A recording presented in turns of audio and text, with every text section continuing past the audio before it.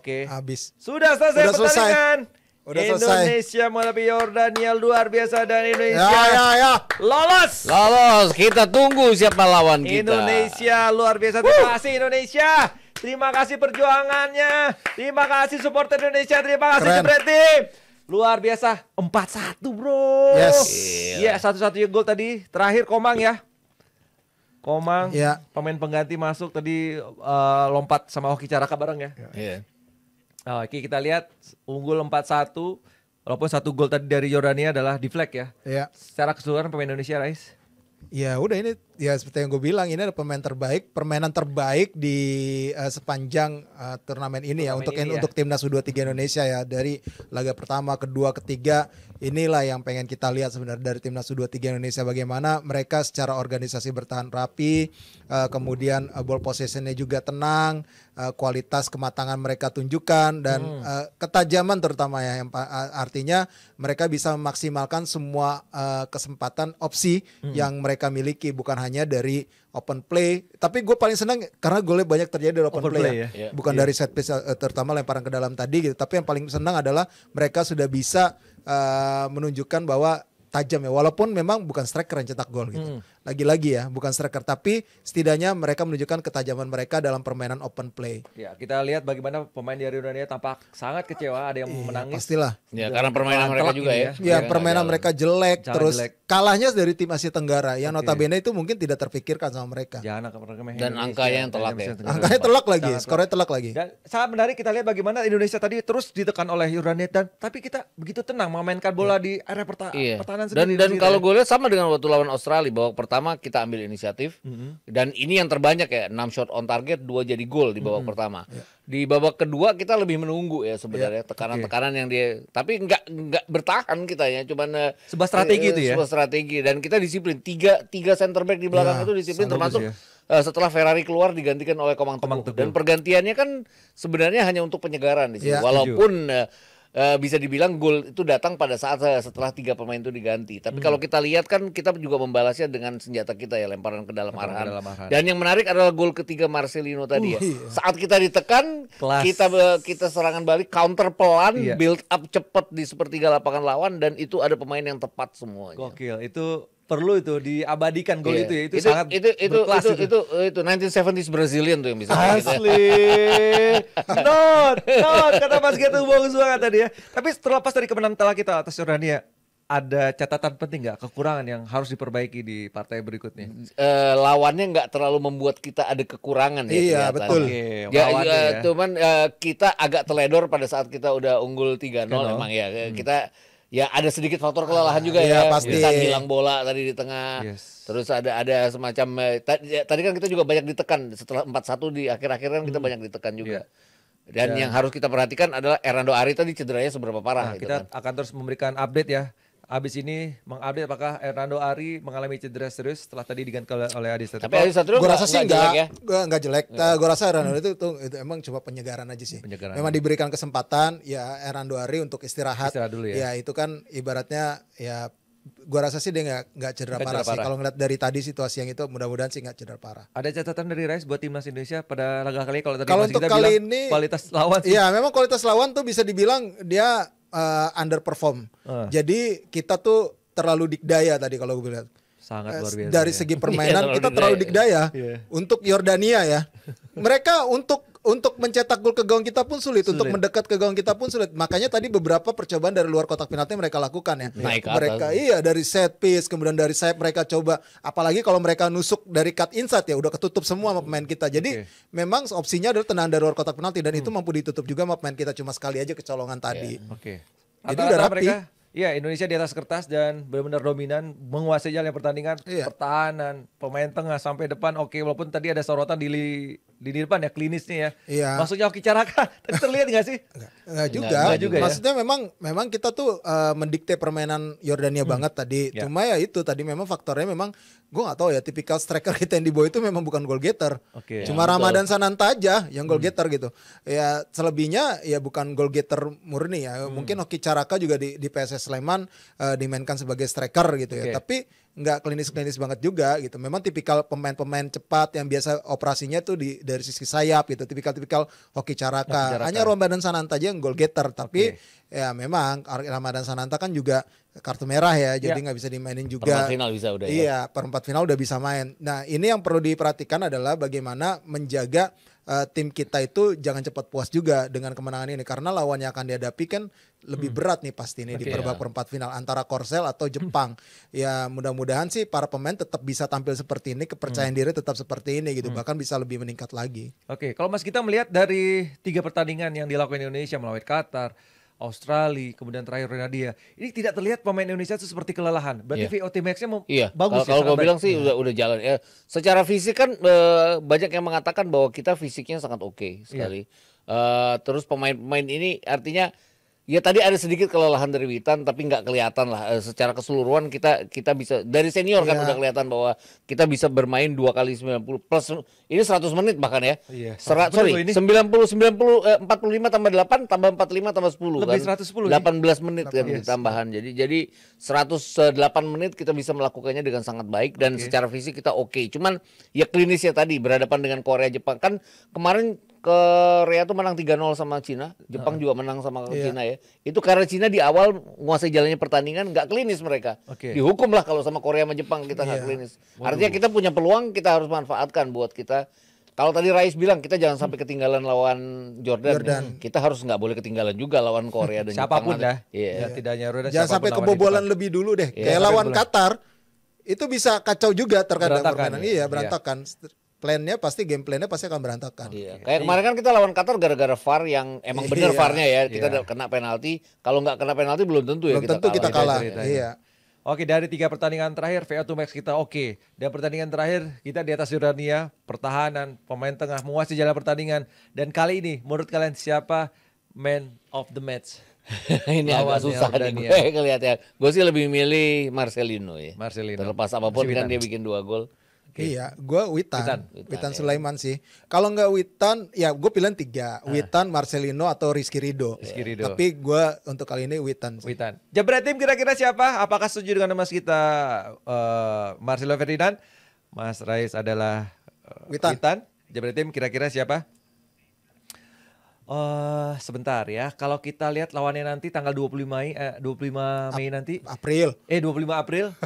Juara grup B. Mantan gue. Juara grup B. Juara grup B. Iya. Itu Besok ditentukan. besok ya. ditentukan ya. Kira-kira bisa nggak mainnya seperti ini? Harusnya bisa. kita harus main seperti ini. Ya harus main Jangan-jangan seperti lawannya ini ya. kalau kualitasnya di bawah kita baru bisa main seperti ini. Enggak. Ini kan juga Yordania kan sebenarnya kalau misalnya kita lihat rekornya kan harusnya enggak ya. Iya. Kita nggak memandang dia sebagai lawan di bawah kita ya. Tapi kan cara mainnya memang ini. Ntar gue nggak tahu deh. Gue menunggu kejutan lain lagi aja dari timnas. Kalau bisa lawan Korsel, ngalahin Korsel lagi, wah luar biasa sih. Atau sangat, Jepang sangat. ya. Iya. Atau Sangat Jepang luar ya. biasa. Sangat luar biasa. Oke, kita intip nih, Korsel atau Jepang. Kekuatan lini depan mereka sangat berbahaya nggak? Korsel iya kemarin. Klinis. Iya. Klinis banget ya. Jepang Sama. sama juga. Ya lu lihat aja jumlah golnya juga. Lihat aja waktu lawan Cina tuh kemarin. Kalau kita lihat update jumlah gol kita berapa sih setelah tambah 4 ini kan lumayan ya. 4 tambah 1 Tambah 5. satu, 5 lima. kita kemasukan 3. Masukan 3. Oke, kalau Jepang, waduh, iya juga. Kalau lawan Korsel Jepang berarti lebih fokus ke lini pertahanan kah? Sebenarnya akan menghadapi lawan yang lebih sulit karena organisasi permainannya pasti lebih rapi. Iya. Itu yang akan lebih sulit buat kita. Ya, betul. Jadi benar-benar ini yang diuji adalah kesabaran, kematangan bermain. Terus satu lagi lu bisa ngambil momen sekecil apapun Untuk menjadi untuk menjadi peluang sekecil apapun untuk menjadi gol. Jangan sampai membuang peluang yang ada. Itu kuncinya. Karena lawan dengan organisasi permainan yang sangat baik akan sangat sulit buat kita. Oke. Dan Apalagi itu dimiliki- kualitas individunya juga oke bagus ya. Korsel Dan, Jepang dan memiliki kalau semua gua itu. ngelihat kan kita berhadapan dengan 3 lawan yang sebenarnya secara individu di bawah kita. Di bawah ya. kita. Oke. Apapun kalah kita lawan Qatar Qatar. pun kan sebenarnya individu Iya, kualitas betul. individunya dekat lah kita. Nah kita kan akan berhadapan dengan Korea atau Jepang, bahkan kalau kita pun misalnya jadi juara grup kan ketemunya 2 negara ini juga. Sama aja lah ya. Sama aja juga. Oke, sepertinya mereka ingin menghindari ketemu Qatar karena faktor non teknis. Tapi ini kita ngomongin man of the match, ada yang bilang Nathan banyak juga yang di situ 2-3 Nathan. Menurut kalian Nathan gimana soal Nathan pertandingan? sih kalau gue bilang lebih ke ini ya. Nathan lebih ke kayak unsung hero gitu lah ya jadinya. Iya, Jadi nggak benar-benar. terlihat jadinya dia nggak bisa sebagai man of the match ya. Dia juga tidak Dia mengamankan daerahnya iya, Iya. tapi tidak membuat gerakan untuk menjadi gol itu yang Jadi memang gak ada gerakan-gerakan istimewa mungkin ya, tapi cara permainan dia sebagai penyeimbang permainan ya bisa dibilang dia menjalankan tugasnya dengan baik di lini tengah gitu loh. Banyak bilang Nathan soalnya di sini. Oke. Iya memang beberapa tapi kan kali. repotnya orang di posisi dia itu ya yang Ya itu, iya, terkadang. begitu ada gol nggak terlihat jadi Iya, betul. kalau Oleh tadi gol. kita diserang sama Jordan dan hasilnya 0-0 mungkin dia yang jadi man Salah of the match satunya. Sip. Itu sudah penjelasan dari dua pandit kita ya. Jadi Nathan tuh sebenarnya oke, tapi ketutup oleh gol sebenarnya. Jadi Witan tuh 1 gol 1 assist ya. Atau asis. Oke.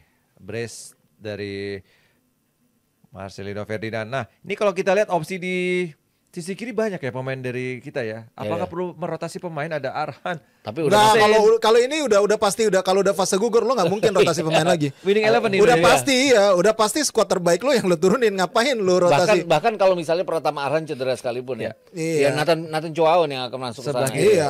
Nggak akan Donitri yang dimainkan di sana Gak jadinya. akan Sinteyong mengambil resiko setinggi itu ya. Oke. Kalau gue ngeliat dari ininya gitu loh. Dia lebih baik mengganti gelandang bertahan ya Iya, satu daripada betul. dia harus Daripada pemain yang lain. Lebih Oke. baik dia masukin Komang Teguh, Justin Hapner naik jadi Iya, gelandang bertahan, betul. Nathan jadi di Iya, kiri. Jadi Ivar sama Hamner, Komang Iya. Teguh sama Kalau Ferrari misalkan sama Rizky Ridho. Pratama Arhan cedera. Oke. Tapi kan ini kan baik-baik aja Pratama Arhan. Iya. Dan ini salah satu yang menjadi sorotan yang sempat digunjing oleh netizen. Witan sempat hilang, permainannya fluktuatif, naik turun gitu kan. Tapi kali ini sepanjang 3 laga lah. Gue agak surprise ya. Surprise, Beneran, iya. sangat surprise. Iya benar. Ini penampilan terbaik Witan juga ya dari beberapa pertandingan dia dengan timnas baik itu di senior ataupun di U23 ini yang sekarang dalam beberapa pertandingan terakhir ya.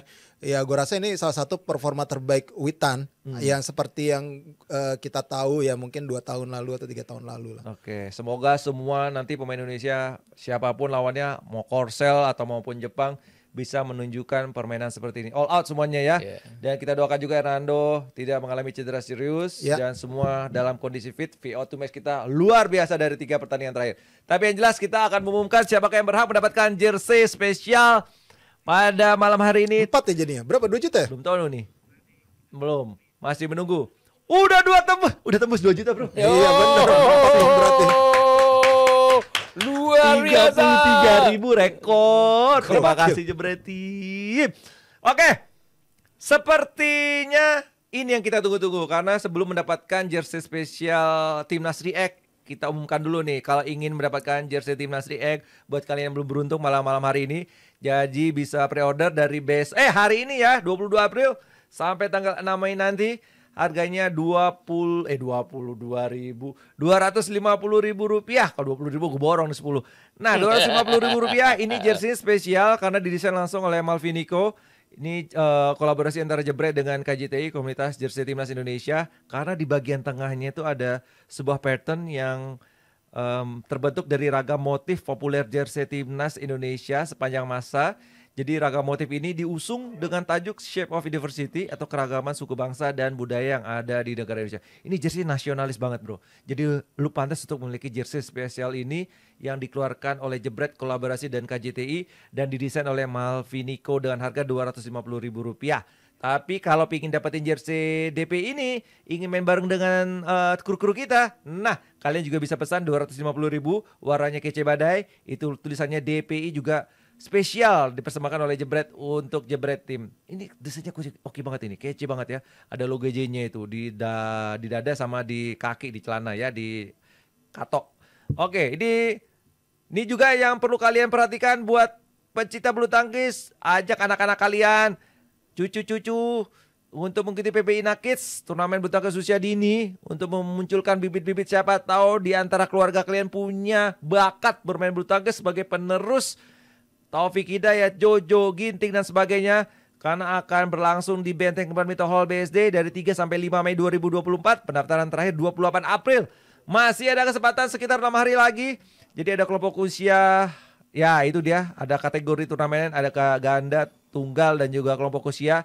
Informasi lebih lanjut hubungi Caca Marica. Hehe 0895 sekian. Itu dia. Oke, sekarang saja kita mengumumkan pemenang. Siapa yang akan mendapatkan jersey? 4 jersey spesial Timnas React. Tampil tunjukkan lu jerseynya. Nah, Terima kasih dan selamat untuk. Nah, ini siapa sih? Yang mana namanya? Oh, ini dia pokoknya kanan kiri. Ini 2 ya, bukan 3 ya. Kang_Ucil. Sarah Fadil 90, selamat buat kalian ya. Itu mukanya mirip Mas Gita sih. Yang mana? Pakai IA ya? Oh, bukan itu. Bohong Mas Gita ini. Wih. Oh iya mirip itu, dia fotonya backgroundnya Mas Gita tuh mirip banget itu. Cakep. Itu Kang Ucil ya? Kang Ucil itu. Kang_Ucil yang backgroundnya Mas Gita tuh ya. Itu tuh juga backgroundnya Mas Gita tuh. Tadi pada 90. Pas lagi sama Mas Gita semua. Ini. Waduh, ini bahaya. Coba dilihat. Pokoknya DNA harus dicek itu. yang diumumkan malam hari ini silakan DM admin Jebret Media ya. Selamat, terima kasih. Masih ada lagi nggak? Loh, cuma 2. Oh, format yang paling benar cuma 2. Mereka nggak ini. Makanya bro, sebenarnya ada 2 jersey lagi. Makanya foto yang bener. Pakai atribut timnas. Nonton live reaction seperti tadi ada contohnya Mas Anjar itu pakai gadget nonton live reaction, foto bareng di screen cap kalau udah minta tolong siapa kek. Gitu ya, terbuang sia-sia buat gua aja dah. Oh iya. Diomelin gue. Terima kasih Mas Gita, terima kasih Mas Rais. Sama-sama. Terima kasih Jebret yang sudah menyaksikan live reaction pada malam hari ini, luar biasa. Dan terima kasih buat semuanya yang sudah mendukung langsung dari Qatar sono, yang sudah mendoakan timnas Indonesia, siapapun itu. Terima kasih. Siapa Niko Soekarno pamit mewakili kru bertugas. Sampai ketemu di live reaction tanggal 25. Bye bye. Siapa kita? Indonesia.